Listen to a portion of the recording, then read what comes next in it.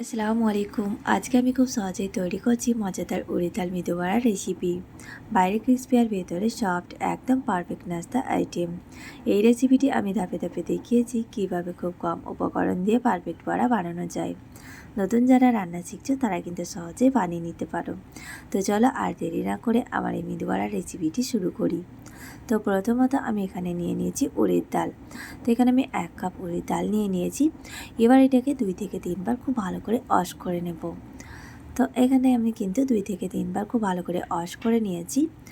এবার এতে আমি কিন্তু ফ্রেশ জল দিয়ে 5 থেকে 6 ঘন্টা মতো ভিজিয়ে রেখে দেব। তো এখানে কিন্তু আমি সকালে ভিজিয়ে রেখে দিয়েছিলাম। তোমরা কিন্তু এটাকে ওভারনাইট ভিজিয়ে রেখেও সকালে করতে পারো। তো এখানে আমার কিন্তু 5 ঘন্টা হয়ে গেছে। এবার কিন্তু আমি 1 ঘন্টা জলটাকে খুব ভালো করে একটা ঝুড়ির মধ্যে ঝারিয়ে নিয়েছি। এবার এটাকে মিক্সারে দিয়ে খুব ভালো করে একটা পিউরি বানিয়ে নেব। তো এখানে আমি সব ডালগুলো দিয়ে দিয়েছি। ডালের মধ্যে আমি দিয়ে দিচ্ছি 2 টুকরো আদা, আর দিয়ে দিচ্ছি 2টো কাঁচা লঙ্কা, আর দিয়ে দিলাম কিছুটা কারি পাতা। তো এখানে আমি 10 থেকে 8টা কারি পাতা দিয়ে দিয়েছি। এবার এটাকে কিন্তু খুব ভালো করে আমি পেস্ট করে নেব। তো এখানে আমার ডালটাও খুব সুন্দরভাবে পেস্ট হয়ে গেছে। আর ডালটা পেস্ট করার সময় কিন্তু আমি এখানে জল অ্যাড করিনি, যে ডালটা ভেজানো ছিল তাতেই কিন্তু খুব ভালো পেস্ট হয়ে গেছে। তো একটু সময় ধরে কিন্তু ডালটাকে খুব ভালো করে পেস্ট করে নিতে হবে। শেষে দিয়ে দিয়েছিলাম 3 টেবিল স্পুন মতো জল। তো জলটা দেওয়ার পরেও কিন্তু আরেকবার ঘুরিয়ে নিয়েছিলাম। তো এখানে দেখো আমার ডালটাও খুব সুন্দরভাবে পেস্ট হয়ে গেছে। এবার একটা বাউলের মধ্যে ঢেলে নিলাম। এতে দিয়ে দিচ্ছি কিছু মশলা। তো এখানে দিয়ে দিলাম 2 টেবিল স্পুন মতো গোলমরিচের গুঁড়া, 2 টেবিল স্পুন মতো লবণ, আর দিয়ে দিচ্ছি গোটা জিরে 1 টেবিল স্পুন মতো, হিং দিয়ে দিচ্ছি এখানে হাফ টেবিল স্পুন মতো, আর দিয়ে দিচ্ছি এখানে কিছুটা ধনে কুচি।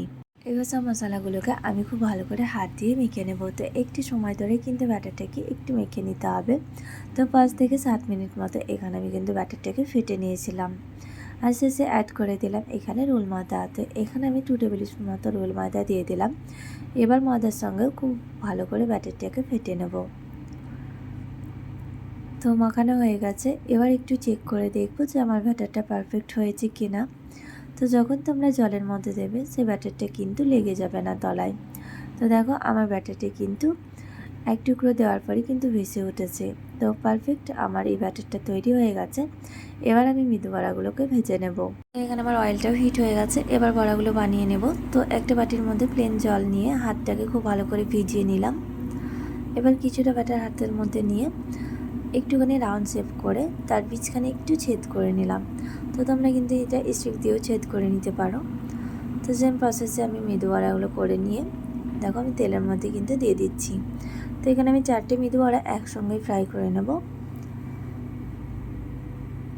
তো সেটা একটু আমি সময় ধরে এক সাইডটা করে নিলাম। তারপর আমি কিন্তু দ্বিতীয় সাইডেও পাল্টিয়ে দিলাম। এরকম কিন্তু আল্টিয়ে পাল্টিয়ে কিন্তু বড়াগুলোকেও সেঁকে নিতে হবে।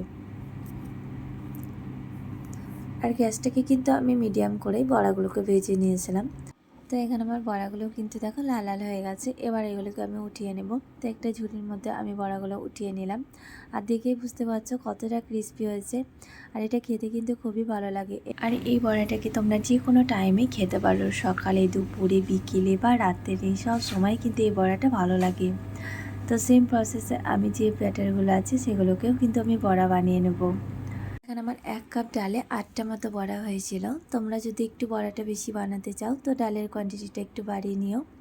আর বড়ার সঙ্গে বানিয়ে নিয়েছিলাম আমি এখানে নারকেলের চাটনি। তো তোমরা এখানে টমেটোর চাটনি বা পুদিনা পাতার চাটনি, যে কোনো চাটনির সঙ্গে কিন্তু এটা খেতে পারো। আর এটা খেতে কিন্তু খুবই ভালো লাগে। আর দেখতে পাচ্ছ উপরটা ক্রিস্পি আর ভেতরটা কতটা সফট। তো এখানে আমার মেদু বড়ার রেসিপি তোমাদের কেমন লেগেছে প্লিজ লাইক, কমেন্ট আর শেয়ার করো। আর যারা নতুন আছো তো চ্যানেলটিকে অবশ্যই সাবস্ক্রাইব করে দিও। আর কে কোথা থেকে দেখছো সেটাও কিন্তু অবশ্যই কমেন্টে জানিও। তো আজকের মতো ভিডিও আমি এখানে শেষ করলাম। বাই, টাটা, আল্লাহ হাফেজ। দেখা হচ্ছে নেক্সট রেসিপিতে।